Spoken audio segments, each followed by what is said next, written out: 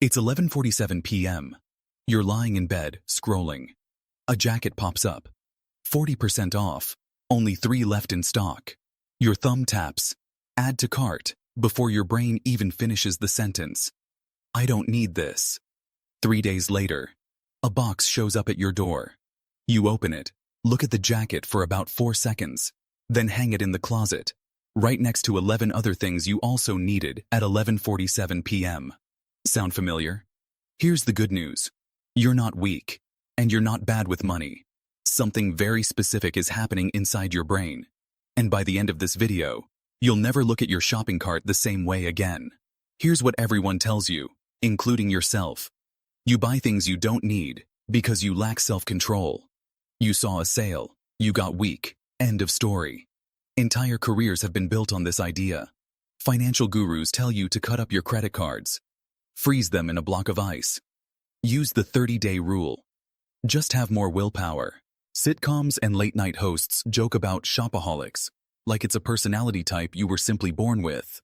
The same way some people are born tall and some are born short. Or maybe you've heard the other version. You buy things because you're materialistic, because you care what other people think, because you're keeping up with someone else's highlight reel. That one stings a little more, but it feels just as believable. And honestly, it feels true. You feel guilty right after you buy something. You tell yourself, next time I'll think it through. You blame your impulsiveness, your lack of discipline, maybe even your whole personality. Some people are spenders, some are savers, right? This explanation is comforting, in a strange way, because it hands you something to fix. If the problem is your willpower, you can build willpower. Read a book on frugality. Set a budget. Try harder next month. But this story falls apart the moment you actually look closely at it. If this were really about weak willpower, why does it happen to some of the most disciplined, successful people you know? Why does it happen exactly the same way, whether the item costs $5 or $500? A $5 impulse buy barely requires any willpower to resist, and yet you still buy it, almost on autopilot. And here's the strangest part of all. The second you click buy, most of the excitement is already gone. If this were truly about wanting the item, shouldn't the excitement grow once you actually own it? Instead, it usually does the opposite. It evaporates, sometimes before the box has even arrived. And the status explanation doesn't hold up much better. Plenty of these purchases are things nobody else will ever see. A phone charger, a kitchen gadget, a pair of socks bought at 1 a.m. There's no audience to impress, no image to maintain, and you still feel that same pull.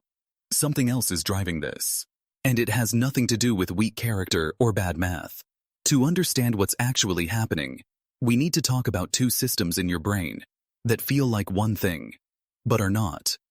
Neuroscientists call them wanting and liking. Wanting is the craving, the itch to go get something. Liking is the actual enjoyment once you have it. Most of us assume these are the same system. You want something, you get it, you like it, done. But research from neuroscientist Kent Berridge and his lab shows these run on almost separate circuits inside your brain. Scientists have even been able to split these 2 systems apart in the lab. In one line of studies, researchers blocked dopamine in rats, and then gave them a taste of sugar water. The rats' faces still showed the classic liking reaction, the rodent version of a satisfied expression. But without dopamine, they wouldn't lift a finger to go get more of it. They still liked it. They just stopped wanting it. That gap between liking something and being driven to chase it is exactly the gap most of your unused purchases are falling into. The wanting system runs mainly on a chemical you've definitely heard of: dopamine. And here's the part that surprises most people. Dopamine is not the pleasure chemical. It doesn't make you feel good once you get something. It makes you feel driven to go get it in the first place. It's not the reward itself, it's the chase. That chase runs through a small structure deep in your brain called the nucleus accumbens, a key part of your reward circuit. Decades ago, a scientist named Wolfram Schultz ran an experiment that changed how we understand this system. He measured dopamine activity in monkeys while giving them small rewards, like a squirt of juice. At first, Dopamine spiked the moment the juice arrived. But once the monkeys learned that a certain signal always meant juice was coming, something strange happened. The spike moved. Dopamine stopped firing when the juice showed up, and instead fired the moment the signal appeared. The prediction, not the reward. Then Schultz changed one thing. He made the reward unpredictable. Sometimes the signal led to juice, sometimes it didn't. And when the outcome became uncertain, dopamine didn't drop. It spiked even higher than before. Uncertainty, it turns out, is basically rocket fuel for the wanting system. This isn't even a new discovery. Back in the 1950s, the psychologist B.F. Skinner found something similar with pigeons and levers. A pigeon that got a food pellet every single time it pressed a lever would peck a normal amount.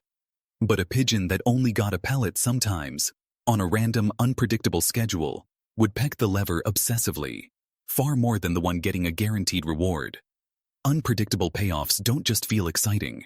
They produce the most persistent, hard-to-quit behavior we know of. That's the same mechanism sitting underneath a slot machine, a loot box, and a shrinking, only two left counter. Put all three of these findings together, and a clear picture forms. Dopamine isn't rewarding you for what you already have. It's pulling you toward what might be coming. And it pulls hardest exactly when the outcome is a little uncertain, which is precisely the emotional state most modern shopping is engineered to produce, on purpose, by people who have read the same research you're hearing right now. Now think about how modern shopping is designed. Only 3 left in stock. A countdown timer ticking down to a flash sale. A mystery box, where you don't know exactly what's inside.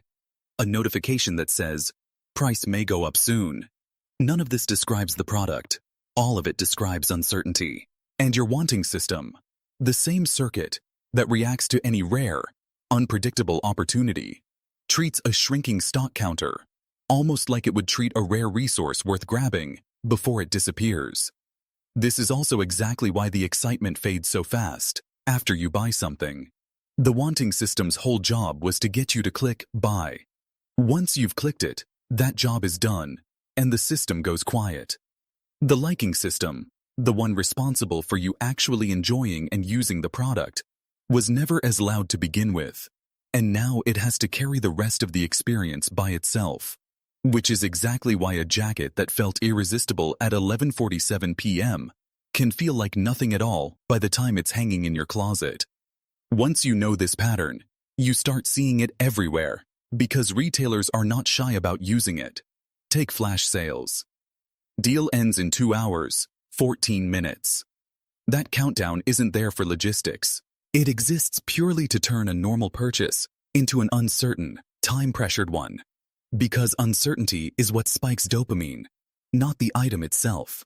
Or take only 3 left in stock, which shows up on almost every shopping app now, often on items that aren't actually running low at all. It manufactures exactly the scarcity signal your wanting system is built to react to. Mystery boxes and loot boxes run on the same wiring. In video games, players spend real money on boxes containing a random item. And researchers have compared the brain activity this produces to casino gambling, because mechanically, it works the same way. You're not paying for a known item. You're paying for a moment of uncertainty. Unboxing videos are a strange, very modern proof of this whole idea. Millions of people watch other people open packages they didn't even buy. And the single most watched moment in almost every one of these videos isn't someone using the product. It's the second right before the box opens.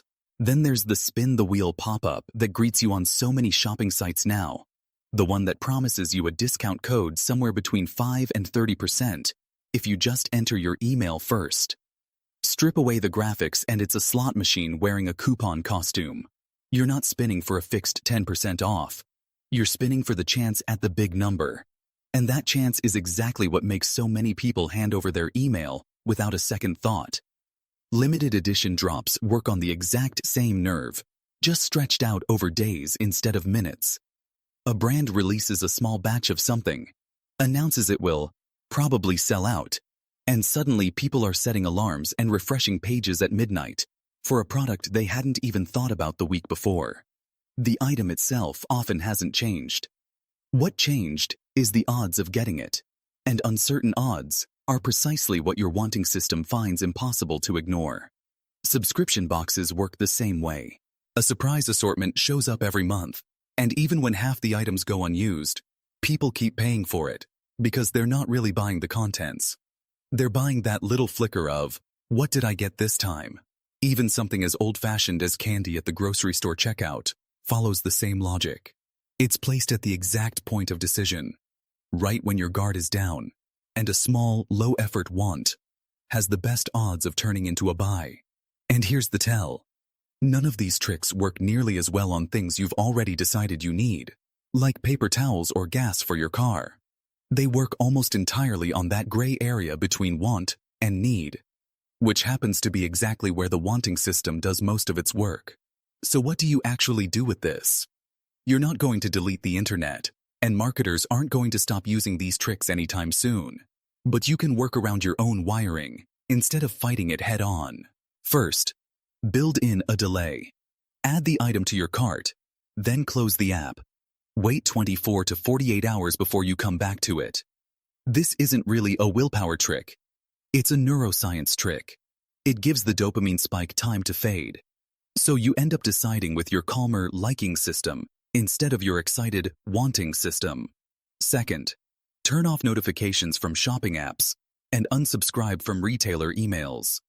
Every price drop alert and your cart is waiting push is a manufactured uncertainty cue aimed straight at your wanting system. You can't out-willpower a notification that was engineered by a team of people whose entire job is triggering that exact reaction. It's much easier to just remove the trigger. Third, ask yourself one specific question before you buy anything. Am I excited about getting this or about having it? If you can picture yourself actually using the item next week, that's a real want. If the excitement is mostly the countdown timer, the only two left, or the unboxing moment, that's your dopamine system talking, not your actual needs. Fourth, pay attention to when you shop. If you mostly browse shopping apps when you're bored, tired, or stressed, that's not a coincidence. Your wanting system is more reactive in exactly those states, which is why so much late-night scrolling somehow ends in a purchase you don't even remember deciding to make. Fifth, when you can, pay with cash instead of a card for anything discretionary.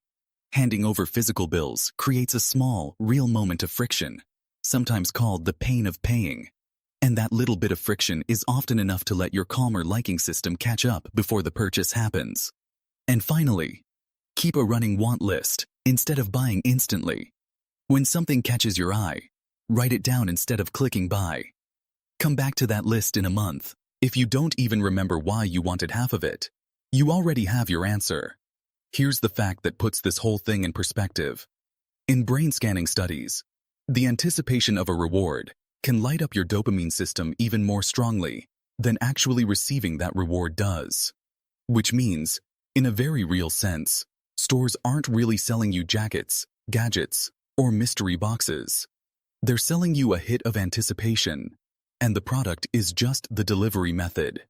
Once you can see that gap between wanting and liking, you get to choose which one you're actually paying for. If this made you look at your own shopping cart a little differently, you know where the subscribe button is.